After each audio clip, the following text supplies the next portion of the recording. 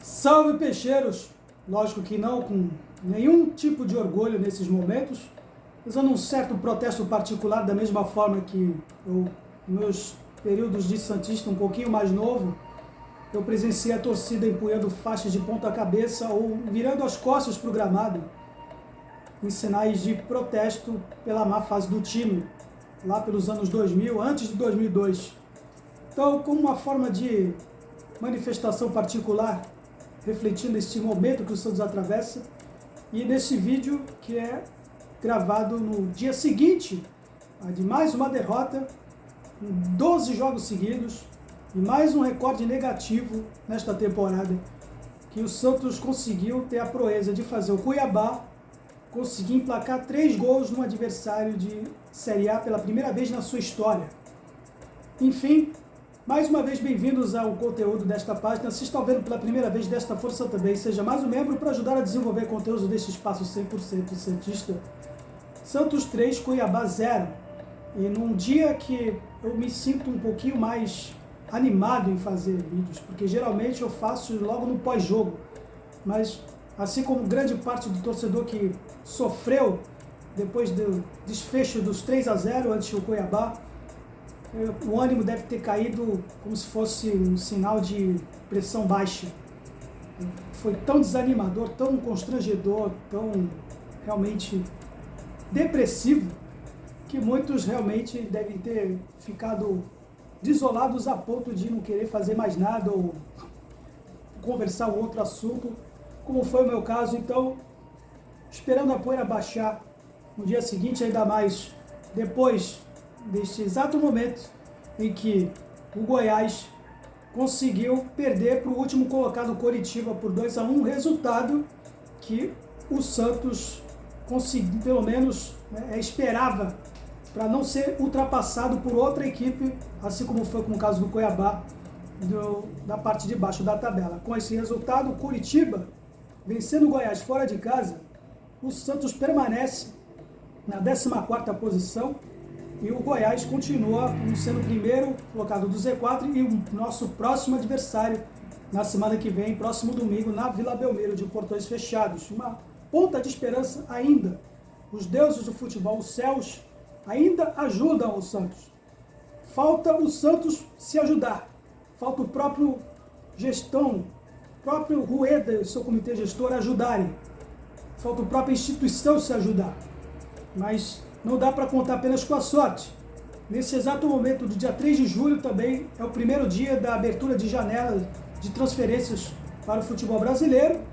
E pelo que eu vi como fonte do site do GE, apenas 4 equipes ainda não têm reforços já engatilhados para reforçar o seu elenco para o segundo turno.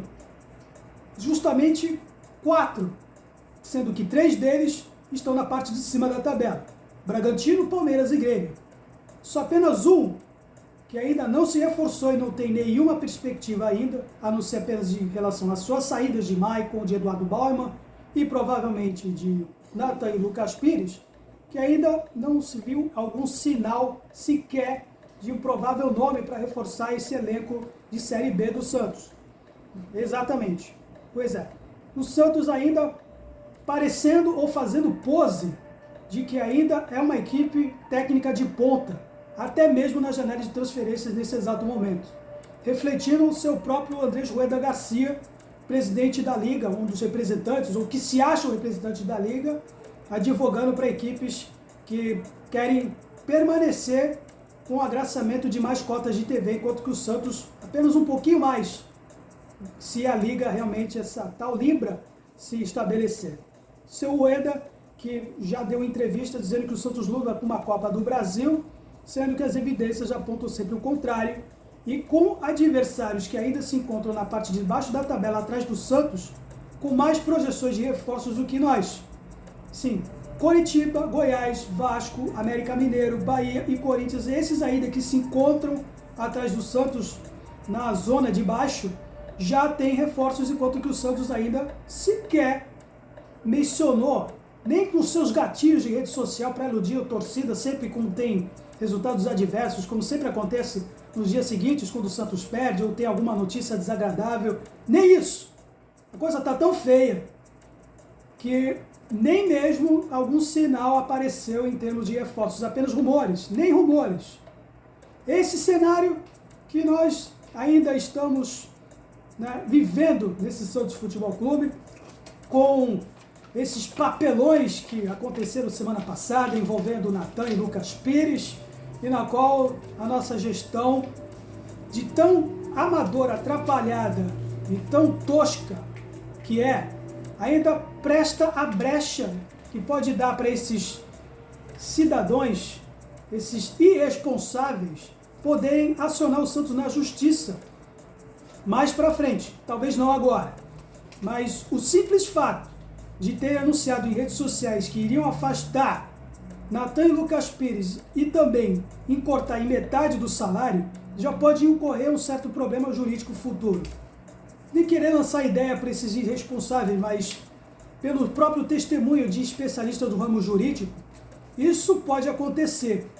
É um reflexo de uma diretoria que está sendo pautada usando redes sociais como indicação das suas decisões.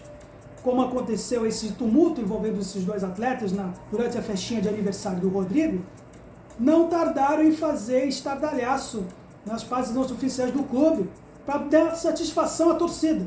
Só que essa satisfação pode dar precedentes para que esses dois atletas poderem acionar o Santos juridicamente, reivindicando aquilo que para muitos pode não parecer, mas em termos jurídicos pode ser o direito deles. Porque mesmo eles sendo flagrados às 5 horas da manhã, com projeção de voltarem aos treinos às 9, segundo consta no meio jurídico, se eles terem chegado às 9 horas em ponto, não terem chegado atrasado, como aconteceu um caso diferente do Soteldo, que eu vou falar depois, podem se reservar do direito a isso. Espera-se que não.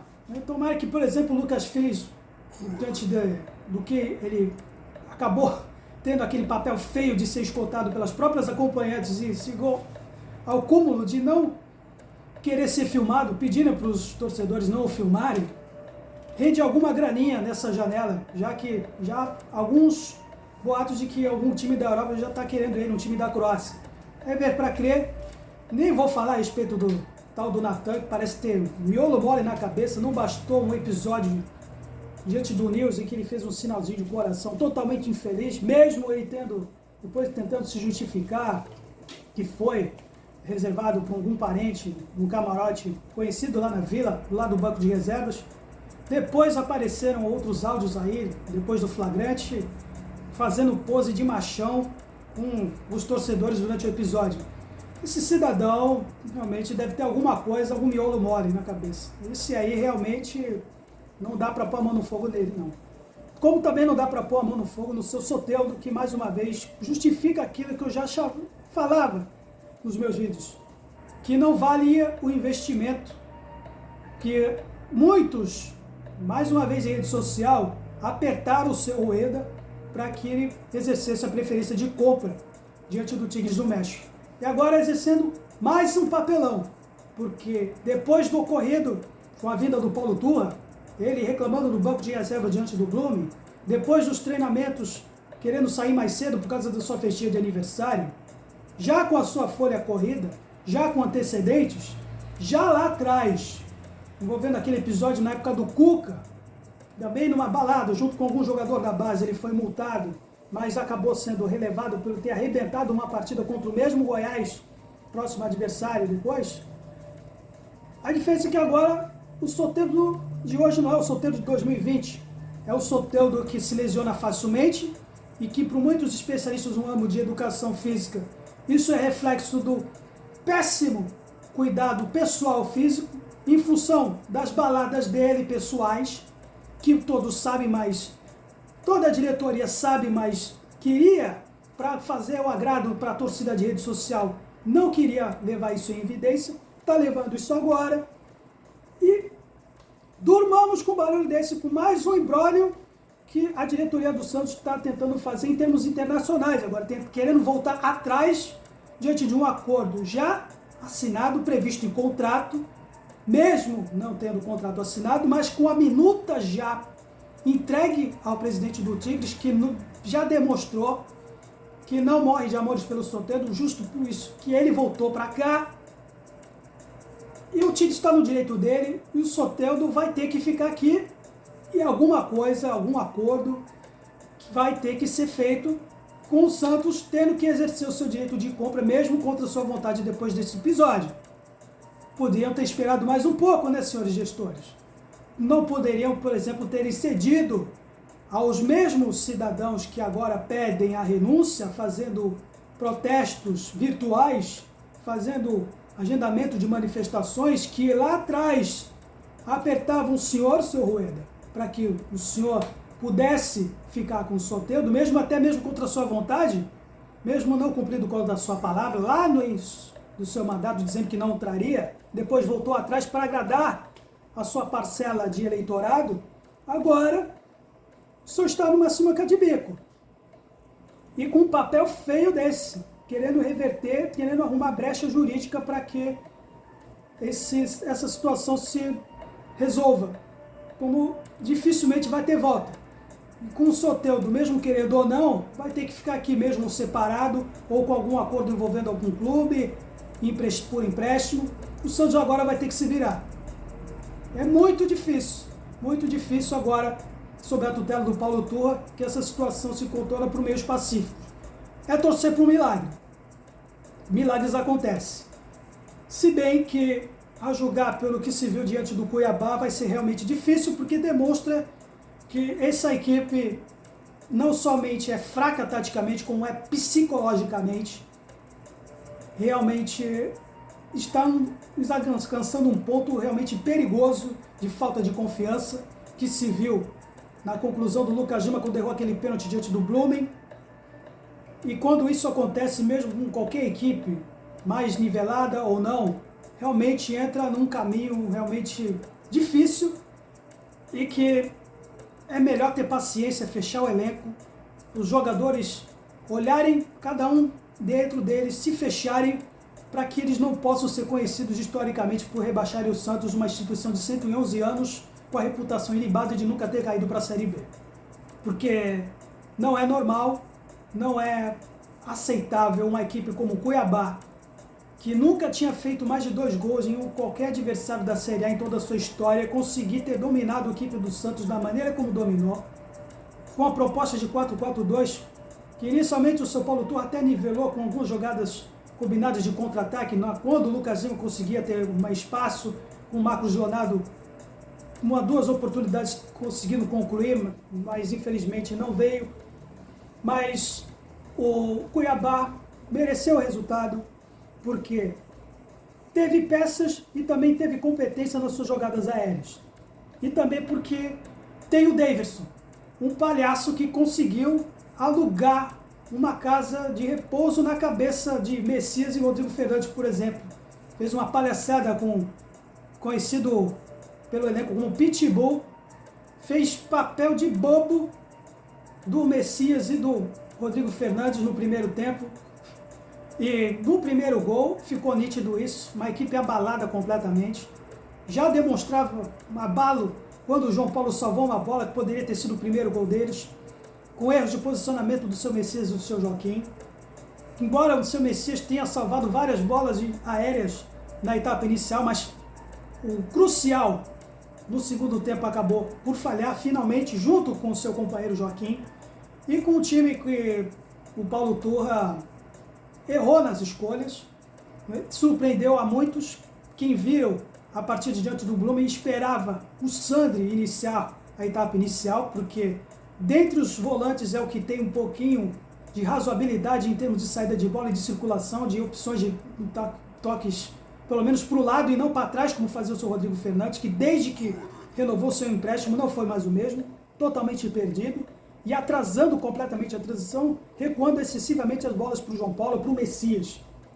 Com os laterais, Jean Lucas, mais uma vez, demonstrando ser completamente limitado, e um Gabriel Inocêncio, que improvisado na lateral esquerda, que mais uma vez destoou, com uma opção, tendo a opção do próprio Turra, tendo o Kevson agora, mas até de certo modo compreensível, para não queimar o garoto que está começando, mas o Gabriel Inocêncio provou mais uma vez que ser limitado também, que aquela partida inicial que deu até certas esperanças, que ele começou vindo do Água Santa, também está demonstrando ser um jogador de meio de temporada, porque o primeiro gol do Cuiabá surgiu não somente da falha de posicionamento da nossa dupla de zaga, mas de uma saída de bola do próprio Inocêncio, que propiciou 2 escanteios consecutivos. Uma deu errado para eles e a outra acabou finalmente dando certo como água mole e pedra dura, tanto bate até que fura.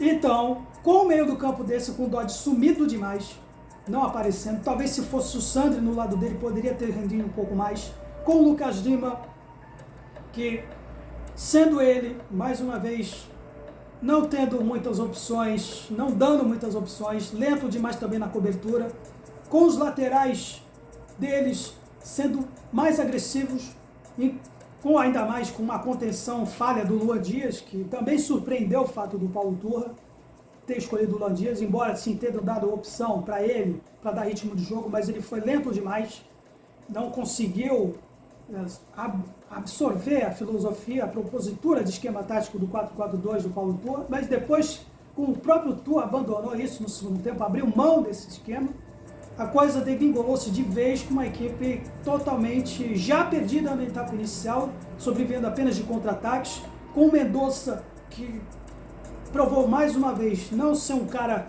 nesse esquema para jogar pela ponta, e sim como um falso 9.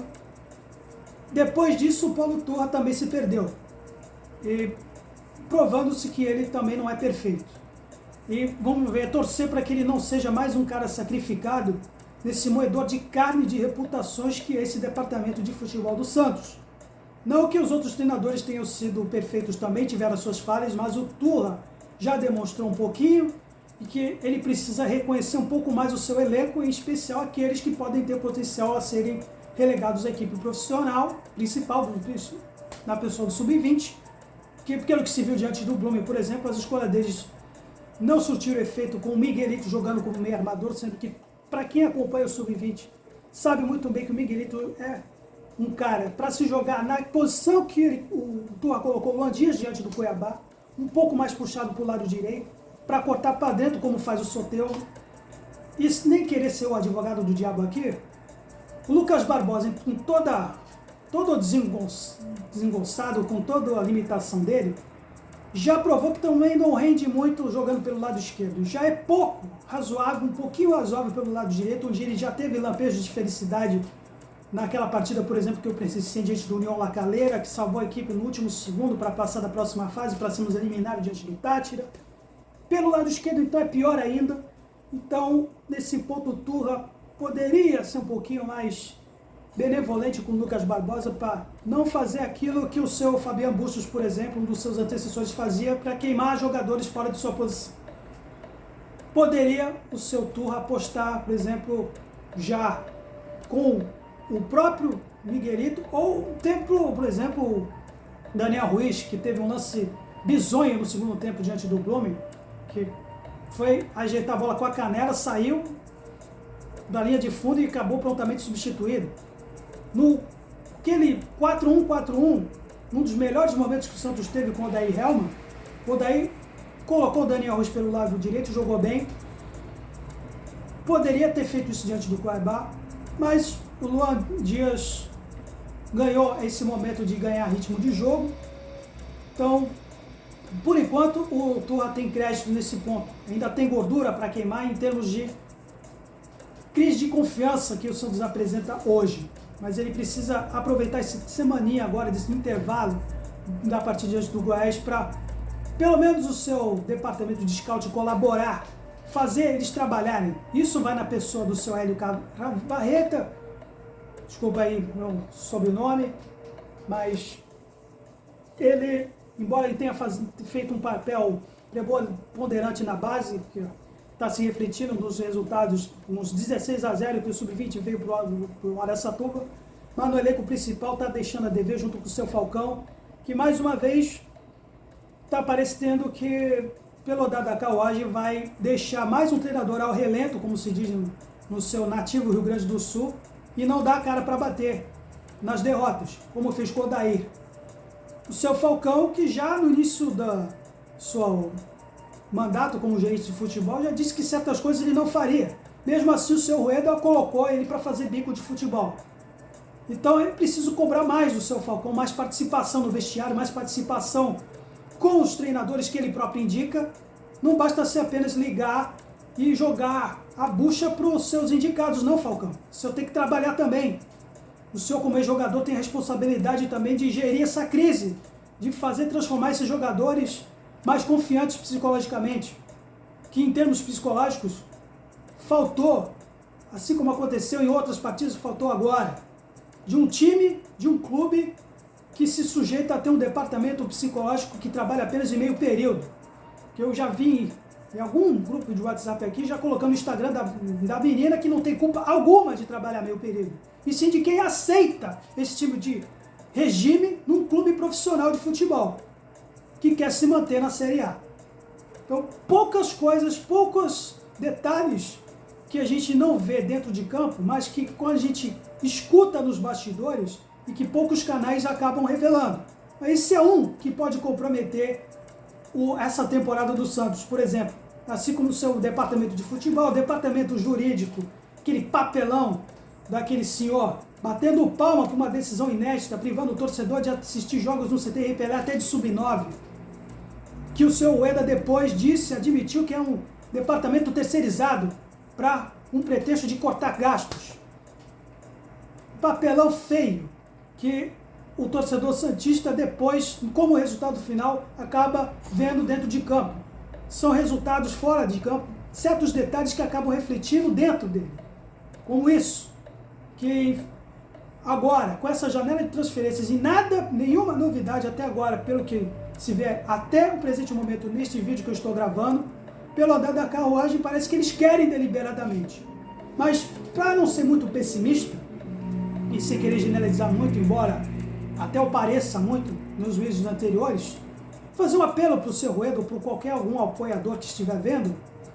Seu Rueda, se o senhor ainda possui uma certa sanidade mental, ao contrário do que alguns já começam a disseminar por aí, o senhor deveria escutar um pouquinho as pessoas certas dentro da sua gestão, inclusive que os que ajudaram muito a se eleger.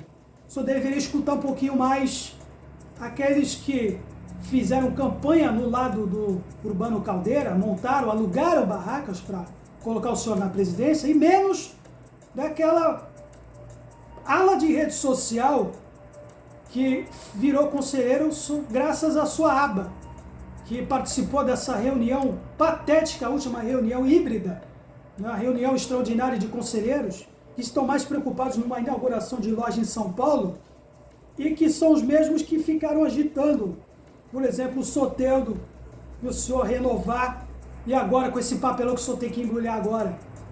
Escute um pouquinho mais essas pessoas que, acredita, ainda existem dentro da sua gestão e que parece, pelo andar da carruagem, não são muito ouvidas. Parecem serem café pequeno na sua gestão. Não são muito influenciadores nas suas tomadas de decisão, seu Rueda. Escutem mais essa ala que vive um pouquinho o Santos mais de perto, que tem o Santos no sangue, que são santistas de raiz. Esses, acreditem, existem, que ajudaram muito o senhor, mas parece que o senhor não está dando muito ouvidos, não. Se o senhor não quiser ser marcado para a história como presidente que rebaixou o Santos depois de 111 anos, é melhor o senhor tomar algumas decisões diferentes daquelas que o senhor está tomando. Escute um pouquinho mais essa ala, e menos a ala virtual, né, que andou comprometendo as suas decisões. Só um conselho, tá? Mas, galera, se você está vendo esse vídeo, apoie este canal, compartilhe nas suas plataformas de rede social, se é relevante para você, concorde ou discorde. Santos sempre Santos, valeu, até a próxima.